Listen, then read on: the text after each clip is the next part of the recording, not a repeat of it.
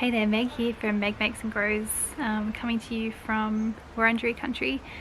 It's just after the spring equinox, and I think the first garden tour that I did was just after the winter solstice, so seems like a good moment to do a bit of an update. The garden is looking really different.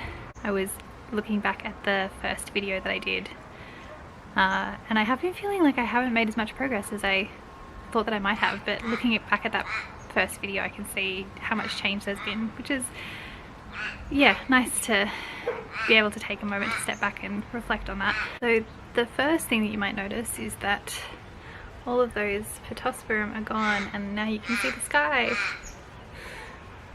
That's been a really huge difference, having being able to see the sky and having so much more light in the garden has made a huge difference. So where those big Pittosporum trees came down, I've put in some fruit trees. So we've got 2 apple trees, a nectarine plum, just it's hard to point and direct the camera, just here, nectarine plum, a dwarf self-pollinating almond, and in the corner a lemon tree. Yeah, it's really exciting to start to see them come into leaf. I planted them bare rooted in July, in winter, so they're kind of starting to come on now. My plan is to paint all the fences sort of dark blue, and I've got this Rio mesh which I'm going to put on the fence behind the fruit trees to espalier the trees on. Over in this area of the garden there was an enormous pile here of all of the Pittosporum that came down, which I've been gradually breaking down into trunks and branches that I can use in other parts of the garden for garden stakes or building projects and that kind of thing. A lot of it has been mulched to put on the new garden beds that I put in. Over there's a chicken coop that I got from somebody on Facebook Marketplace. It's very cute. I had thought about building my own, but then I saw this come up and I just thought somebody in the next town, it was a good price. It would have cost me the same to build one from probably scrap stuff anyway. So yes, no chickens yet, but it is spring, so hopefully next month the chicken house will be occupied. Over here on the deck I've got my trough planter in. So this is right next to the back door, so I've got a few things for sort of quick picks here.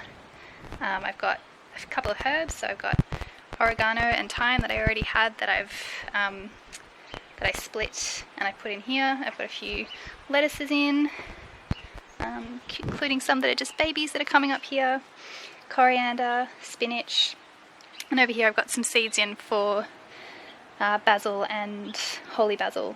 So I've just got the jars on to keep the soil damp and get those seeds to germinate and keep it warm. And basil seeds are also tiny, so they tend to disappear if you don't look after them. Down in this part of the garden I've put some blueberry bushes in beside the steps here, and I did amend those beds with like an acidic azalea rose potting mix, which blueberries like, and you can see I've mulched it with pine needles, which I foraged from the golf course down here, which has lots of pine trees. And I'm edging a lot of the beds, you can see here, with the Pittosporum that I took down. So same over here on this new bed, I'm using the Pittosporum to edge my garden beds. So this bed here in front of the fruit trees is going to be my perennial garden bed mostly. A lot of edibles and other things. So I've got some wormwood over in the corner there next to the chicken coop, which is a good, it is good for chickens to have around because it repels some common chicken pests. I've got rhubarb crowns in there next to the wormwood, which I'm hoping that they're still in there and they're just still getting their roots in and that they will pop up soon. But yeah, we are properly in spring now, so I'm hoping that they haven't just rotted away. I've got some rhubarb again off somebody local, and I've got a few seedlings in amongst the fruit trees and elsewhere. So this is some borage, and I've put some seeds and seedlings in along that back fence, so those will kind of grow up. They're mostly flowering things, and sorry, Bess is doing something. Yeah, mostly flowering things that'll either repel common pests or attract pollinators. Yeah, so kind of a few different functions going on there, plus they'll be pretty. And I've got in here some berries that are just starting to come on. So there's actually 3 in here. 2 of them have really come on. That one's a loganberry, and there's 2 raspberries, one here which you can't really see, and one here. One of the raspberries is autumn fruiting and one of them is summer fruiting. I can't remember which one's which. I've never grown raspberries before. They were little plants that I got from Black Barn Farm when I was wolfing there. So yeah, I'll see when they fruit, I guess, what time of year they fruit, and then you have to prune them differently, which will be a whole fun learning experience as well.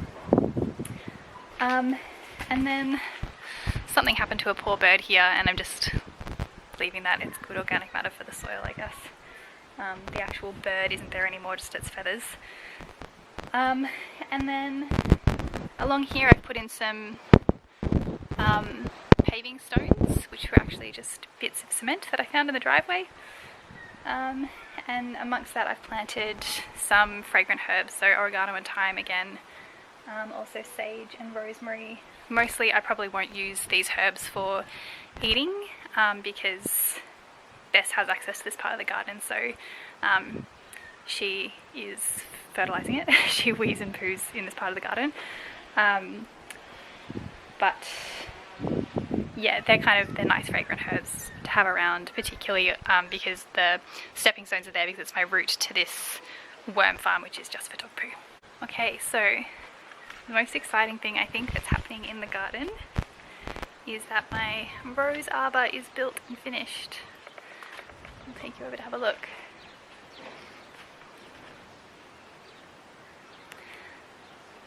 So this is the entrance to my annual veggie garden. So the reason that I've put a fence here is A, because of the dog. She really likes to snack on annual veggies, tomatoes and cucumbers in particular. It also means that potentially I can give the chooks access to this part of the garden and not worry about them getting into the veggie beds, potentially. We'll see. So I built the raised planter boxes, one on each side. I built them from you might remember there was a kind of apple crate in that part of the garden. So I broke that down and repurposed that timber into these planter boxes. And I'll show you how I've planted them. So yeah, just cut lengths of wood like this. I lined it with some bags that I'd bought firewood in when I got my stove installed and I needed firewood in a hurry, so I bought firewood in bags. So that's lined the inside just to make the wood last longer, basically. And then I did a bit of a hugelkultur thing with these planters. So about halfway up, probably, I filled it up with logs and branches and wood chip mulch, so lots of woody matter that obviously I have a lot of lying around at the moment. And the idea is that that will break down over time and feed the soil, and it also helps the soil to retain water, which is good because I kind of, in terms of ornamental plants, mostly want to have things that don't need a lot of water. That sun is really bright. Yeah, so in here I've got, on both sides I've got climbing roses. These are David Austin roses called Charles Austin, and they're a kind of apricot coloured climbing rose, so they'll go over the archway here, which again, the archway I built from the Botosperum that came down, so reusing that material on site. And then next to the roses on both sides I've got some strawberries. This side gets a lot of sun, so I'm thinking these strawberries will probably do quite well here. The ones over here probably won't do quite as well because they're not really getting any sun yet, but they will get sun as summer moves on. And so it might be that they'll still fruit, but they might fruit later, which is actually good because then it means that I get a kind of harvest spread across the season. Yeah, so that's my my rose arch, and I've got a little fence in here as well, which I built out of, there was a cupboard in the shed just here that the previous owner left that was quite sort of dilapidated, and the door was falling off. And like it was still fine, but I don't really need a door on a cupboard in the shed, so I have, I just took the door off and cut it down to size so that it would work as a gate. It had its hinges on and everything. It had a little, what's it called, a little latch here. So yeah, that was a kind of easy way to put a gate in here. And you can also see on the entrance to the veggie beds, I've kind of edged this garden bed here and created one in this, where am I looking? In this corner here. Again, I've got some seeds starting there, so those are flowering things, hollyhocks and zinnias. I've got some seaside daisy seedlings in there. And I'm running out of battery, so I'll try and make this quick. Along here I've put in, or just edged the garden bed that was kind of already here. And I've put in a lot of flowering things that are partial shade because this is on the south side of a fence. It gets no direct sunlight in winter and quite a bit in summer. So I put in alpine strawberries, seaside daisy, echinops, penstemon,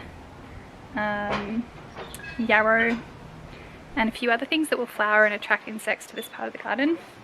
My green manure crop is coming on pretty well in the veggie beds. And I've got some compost brewing that I'll put on top of that and mulch it before I put my summer things in. The brassicas that I put in the middle of winter are doing just okay. I'm not sure if I'm going to get a harvest from them before the summer things are ready to go in. But that's okay because I can still use the leaves from the broccoli and cauliflower leaves. Like you can use them like kale.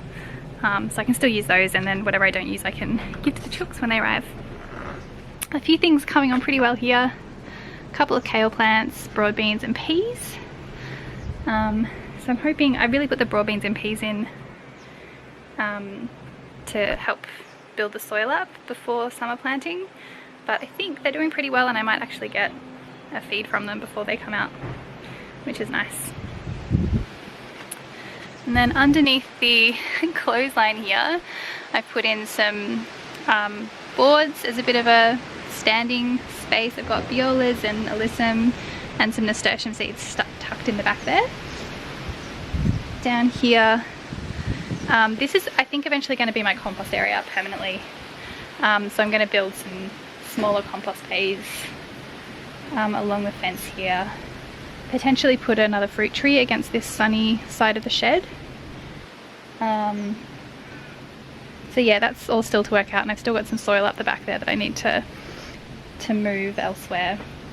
But this area is a little bit of a work in progress. Again, some stepping bits of wood here, and I've got alyssum and chamomile and some wildflower seeds that are kind of coming on in this area. My potatoes, they're really coming on really well. That's really exciting. They've done really well, and I've already got one pumpkin seedling in up the back there that'll go up the wall. I did put another one in, but it got eaten by slugs. But that's okay, I've got more inside to add. And then through the gate, this is my current compost area. So I've built this compost bay out of pallets and chicken wire, and it's going pretty well. The compost is looking pretty good, but yeah, I think it's too big and it's not really in the right spot. So I think it's going to go, I'm going to build smaller ones inside the fence, and I'm going to use this area for wood storage because I do now have a wood stove, which is my main source of heat, and all that nice dry wood's getting wet sitting out in the rain, so I'm going to cover this area for a wood pile. Everything's flowering at the moment, so I might leave you before I run out of battery with these beautiful cherry blossoms. Yes, this cherry tree was already here when I moved in, which is quite beautiful at the moment, flowering. There's another tree out there which was a bit of a mystery tree, and it turns out now that it's coming into leaf and into bud is actually a fig tree, which is also a lovely, yeah, lovely gift that I wasn't expecting. Alright, so that's the update on where the garden's up to.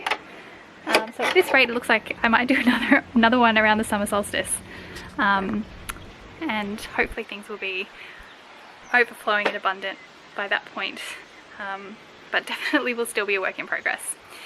Alright, thank you so much for watching, and I'll see you next time. Bye!